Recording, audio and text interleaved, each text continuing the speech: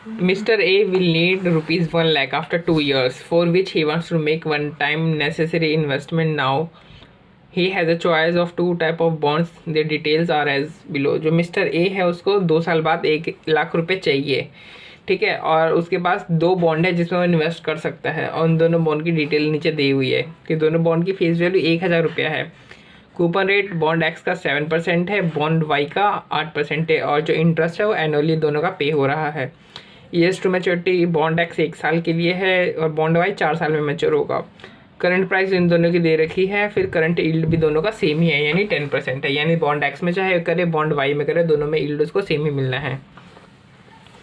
Advise Mr. A whether he should invest all his money in one type of bond or he should buy both the bonds, and if so, in which quantity. Assume that there will not be any call risk or default risk. हमें mister A को advice करना है कि उसे अपने पैसे कहाँ पे लगाने चाहिए, बॉन्ड एक्स में लगाने चाहिए या बॉन्ड वाई में लगाने चाहिए, या फिर अगर दोनों में लगाने हैं तो किस किस क्वांटिटी में लगाने हैं दोनों में। तो अब हम सवाल का शुरुआत करते हैं। तो मिस्टर ए को चाहिए 1 लाख रुपए 2 साल के अंत में चाहिए, और करंट यील्ड चाहे बॉन्ड एक्स में लगाए चाहे बॉन्ड में वाई लगाएं, बॉन्ड वाई में लगाएं, करंट यील्ड उनको 10% की मिलेगी।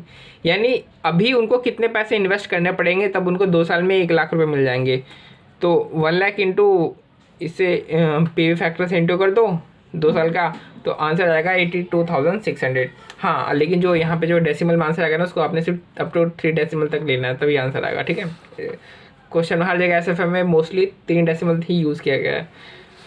तो यानी आज अगर वो 82,600 इन्वेस्ट करता है, चाहे वो किसी में भी करे, बॉन्ड एक्स में करे चाहे बॉन्ड वाई में, उसको 2 साल बाद कितने मिल जाएंगे, 10% की यील्ड से उसको मिल जाएंगे 1 लाख रुपए, ठीक है। ये तो पता चल गया कि आज कितने इन्वेस्ट करने। लेकिन किस में करे, बॉन्ड एक्स में करे कि बॉन्ड वाई में। देखो दोनों का यील्ड तो सेम ही है, लेकिन अब दोनों में जिसका ड्यूरेशन कम होगा, दोनों बॉन्ड में जिसका ड्यूरेशन कम होगा बॉन्ड मिस्टर ए उसको प्रेफरेंस देगा, है ना, क्योंकि पैसे जल्दी रिकवर हो जाएंगे। यील्ड तो सेम ही मिलना है, लेकिन जिसमें पैसे रिकवर जल्दी हो जाएंगे उसमें लगा लेगा। तो हम अब क्या करेंगे, बॉन्ड एक्स और बॉन्ड वाई इन दोनों का हम निकालेंगे ड्यूरेशन। तो ड्यूरेशन निकालने के लिए कैश फ्लो है ये अपने पास, ये बॉन्ड एक्स का ये बॉन्ड वाई का ड्यूरेशन निकालना आता ही है। ईयर्स नंबर ऑफ ईयर्स लिखे, फिर कैश फ्लो लिख दिया, फिर पीवी कर दिया, पीवी फैक्टर लिख दिया इन दोनों का 10% का, और फिर इन तीनों को इंटू कर दिया। तो इन तीनों को इंटू करके आया 972.63। इसको हमने डिवाइड कर दिया मार्केट प्राइस से, मार्केट प्राइस इसकी कितनी है 972.73, यानी ड्यूरेशन कितना आ गया बॉन्ड एक्स का 1 साल का। अब बॉन्ड वाई का देखते हैं, इन तीनों को इंटू किया, आंसर आ गया ये, इसका टोटल कर लिया, फिर टोटल को इसकी जो मार्केट प्राइस है उसे डिवाइड कर दिया, तो ड्यूरेशन कितना आ गया 3.56 ईयर्स का। यानी बॉन्ड एक्स का ड्यूरेशन 1 साल का, बॉन्ड वाई का ड्यूरेशन 3.56 ईयर्स का। तो प्रेफरेंस किसको देना चाहिए, वैसे तो प्रेफरेंस 1 वाले को ही देना चाहिए, बट 1 वाले में दिक्कत ये है कि ये 1 साल में ही ख़त्म हो जाएगा बॉन्ड, और इसको चाहिए 2 साल बाद पैसे, तो अगले साल तो ये इन्वेस्ट कर नहीं पाएगा।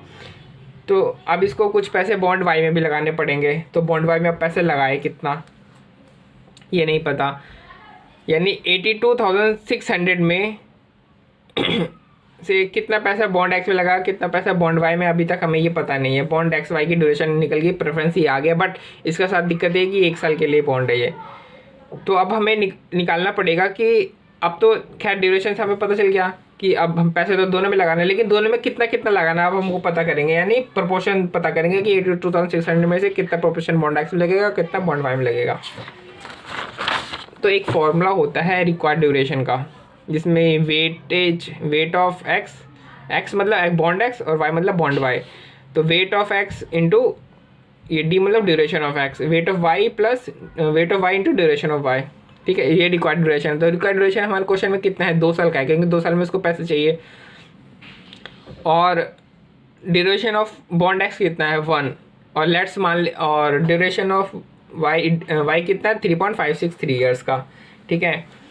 लेकिन हमें ये नहीं पता कि किस प्रोपोर्शन में दोनों को लगाना है। तो मान लो कि हमने एज्यूम कर लेते हैं हम कि जो प्रोपोर्शन जो हम लगाएंगे बॉन्ड एक्स में वो है एक्स प्रोपोर्शन।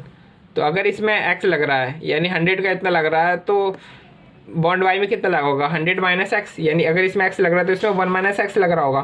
तो इस तरीके से इस क्वेश्चन को सॉल्व करेंगे तो हमारा एक्स आ जाएगा 61%, यानी जो बॉन्ड हमारा एक्स है उसमें हम कितना पोर्शन लगा रहे हैं, 61% लगा रहे हैं। तो इसको अमाउंट में कन्वर्ट करें तो देखो कितना होता है। तो बॉन्ड एक्स में आप 61% लगा रहे हो, तो यानी 82,600 आप इन्वेस्ट करोगे और उसमें से 61% बॉन्ड एक्स में इन्वेस्ट करोगे, तो मतलब कितना करोगे आप 50,336। और बॉन्ड वाई में कितना करोगे 82,600 का 39%, यानी 32,214 आप इन्वेस्ट करोगे।